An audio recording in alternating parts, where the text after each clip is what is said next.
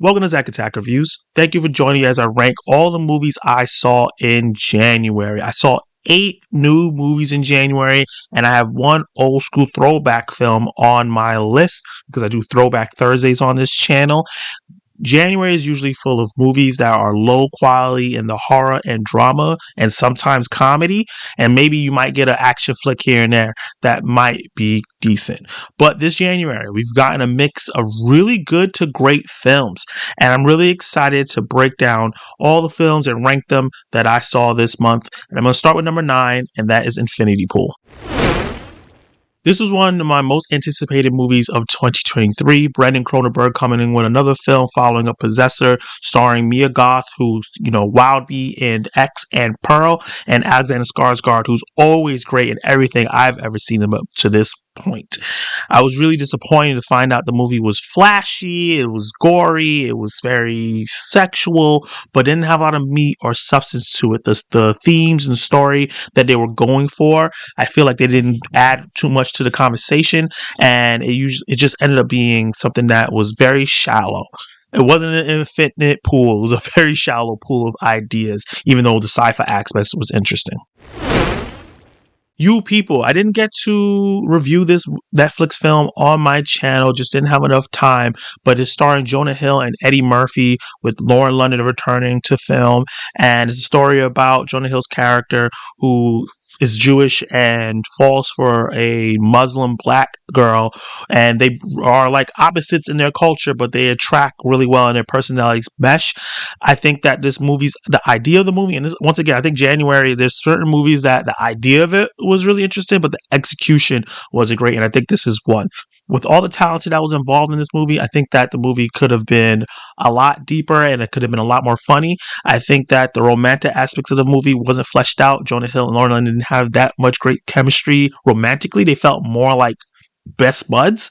And I think that on the social commentary side, it was very, very shallow in terms of that. It just kind of scratched the surface and never really got that deep. And then the ending felt really, really rushed and poorly done.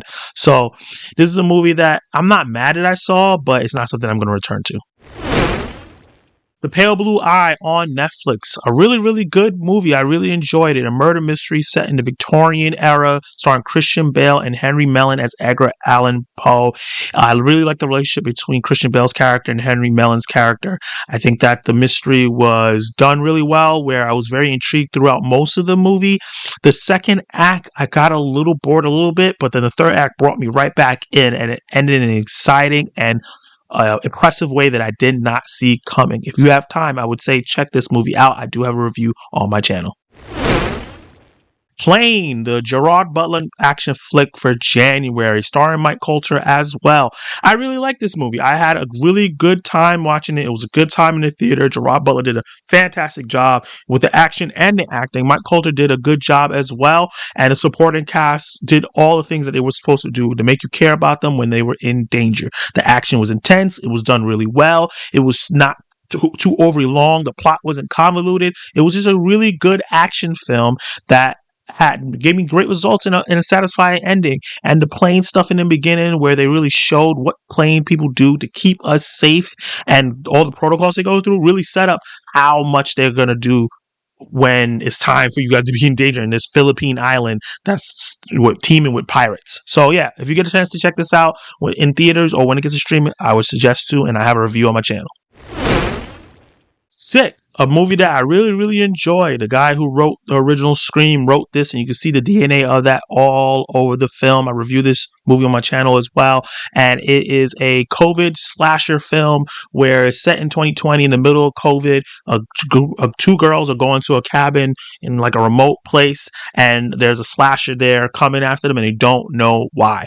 The way the movie was filmed, and once the slasher gets on board, it's exciting, it's thrilling, and the reason why the slasher is coming at them was topical, interesting, and something that was done many times while COVID was going on, but I think this is the best use of it. The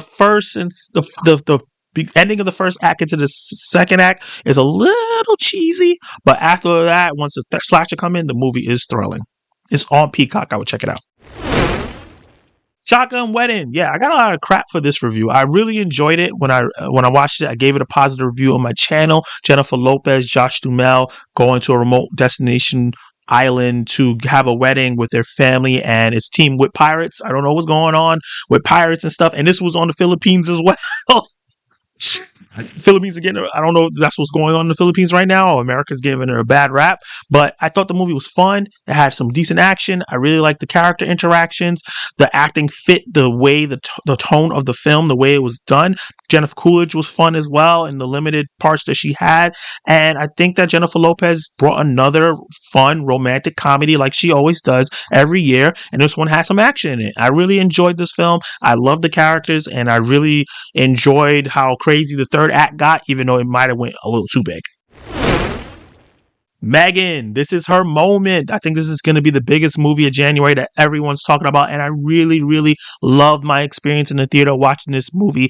This about this artificial intelligence who gets too attached to this little girl and starts to become sentient and goes buck crazy. I think that the movie had a great performances throughout through the two main human leads, and the two girls who composed Megan did a great job with the physicality and the voice. The movie was way funnier than I expected it to be.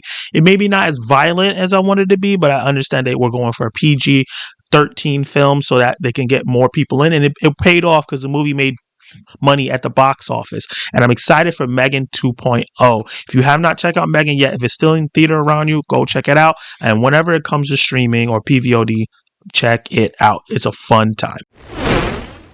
Missing, the first great film I saw in 2023 that came out in 2023. I really, really enjoyed this film. I'm a fan of the spiritual predecessor to this film, Searching, which is in the same universe. It looks like they're building out. And I think that the way that the story is told is so unique, and the drama and the mystery and the thriller aspect of it, the way it goes through those three different genres as the movie progresses. I think Storm Reid did a great job anchoring this film as the main character, and I really didn't know what was going on, what was the actual mystery, and I didn't. They had me on the ride until the end of the film. I have my full review on my channel. You can hear my full thoughts. But if you get a chance to check out Missing, I definitely think you should check out Searching and Missing. They're both really great films. And the number one film that I saw in January did not come out this year. It's my Throwback Thursday film, and that is Lord of the Rings: Fellowship of the Ring. Lives up to all the hype. Fantastic film. I gave it a B+ in my review. You can check out my full thoughts on the film. I did on my Throwback Thursday video. I really, really, really enjoyed the characters, the setting, the action, the story overall. I think that it transports you to this different world that you can see where all the inspirations for future films in the same genre has come from. And I'm really excited to, do my journey in watching the second and the third. I did the extended edition, so that was like 3 hours and change. And I heard that the other ones are like 4 hours and 5 hours. Woo! It was a lot, but it was done really well, and I never thought anything should have been taken out. Maybe stuff scenes shortened a bit, but not a whole scene taken out, or characters that didn't mean anything. I think that overall, the whole movie was done so well, and I see why it's a classic. So yeah, I think overall, January was a good start for 2023. It is making me excited for the rest of 2023. And we have a packed February, we have a packed March. And I think every month, so going forward, we're going to have some really interesting films with interesting ideas and established blockbusters mixed with some indies in there. So you definitely want to check out my channel as I review those movies, react to them, and do my out of theater reactions. I'm really excited to watch stuff like Ant-Man and other films like that, and all the different trailers and things that are going to be coming out for the rest of the year. But let me know the movies that you saw in January that you really want to shout out, that you really liked, something that I may have missed. There's so many movies that came out and went that I didn't get to check out in January. And let me know in the comments below what I should check out. Like the video if you liked my ranking list. Subscribe to the channel. I'm almost up to 400 subscribers, and I want to do a live Q&A when that happens. So hit that subscribe button, share it with your friends so I can get to that faster, and hit that notification bell so you can be notified of my reviews, reactions, and ranking lists. You watch more of my content right now.